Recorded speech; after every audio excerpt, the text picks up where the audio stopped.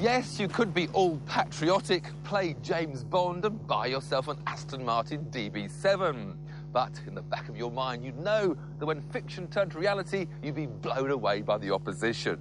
Why? Because there are only really two choices, and they're both German. First, let me remind you that the perpetual honing of Porsche's 911 has been going on for 40 years. And apart from the odd specialist racing machine, since 1974, the Turbo has been its flagship model. It started out with what is now a rather puny 260 bhp, but that has grown to a mightily impressive 420, while the price has risen to 87.5 grand. But for years it's had no real challengers for the cross-country marathon, until another Stuttgart resident stepped into the ring. And Mercedes offer their SL55 with 476 bhp for just 2 grand more than the basic turbo. But is horsepower alone enough to steal the 911's crown?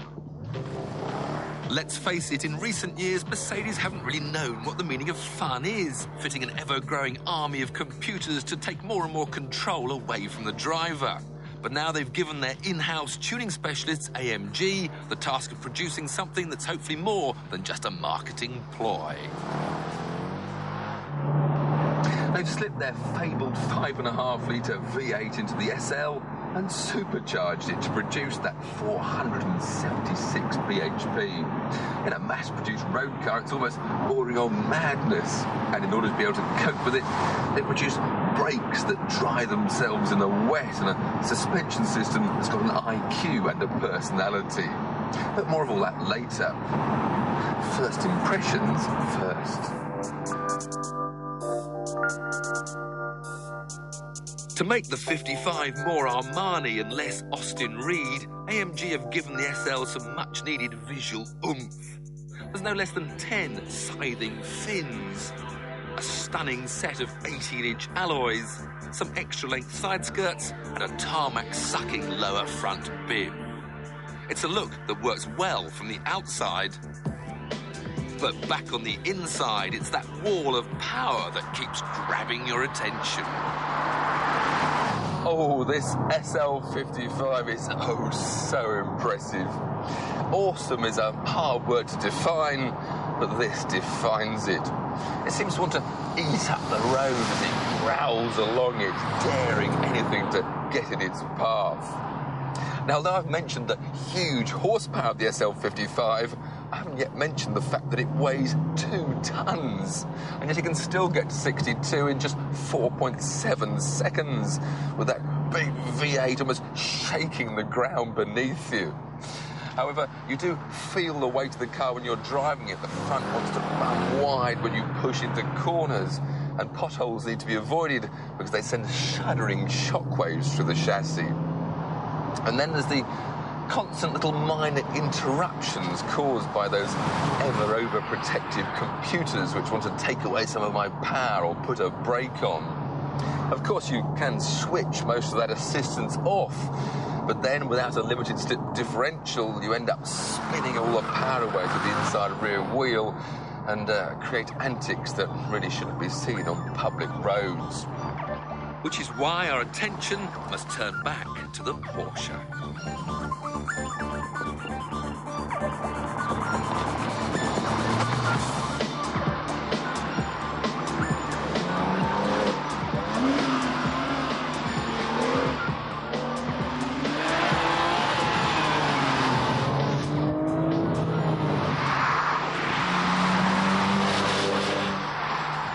The 911 may be 56 horsepower down, but it's also a massive 400 kilos lighter and leaps to 62 a full half a second quicker with its four-wheel drive.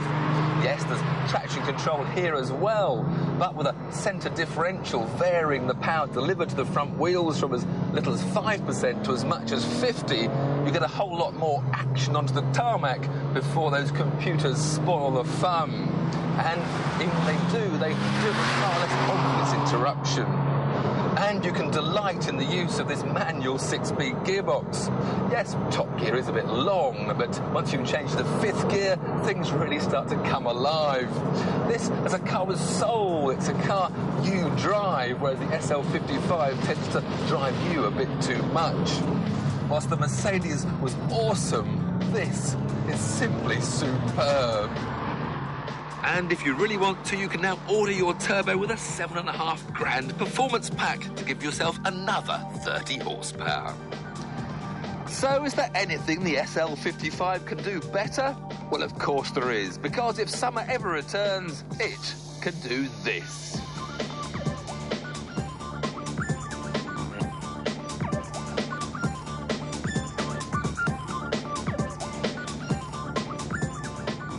Transport me to Saint-Tropez for the next series and I might just change my mind. But for me, the 911 is a far better buy.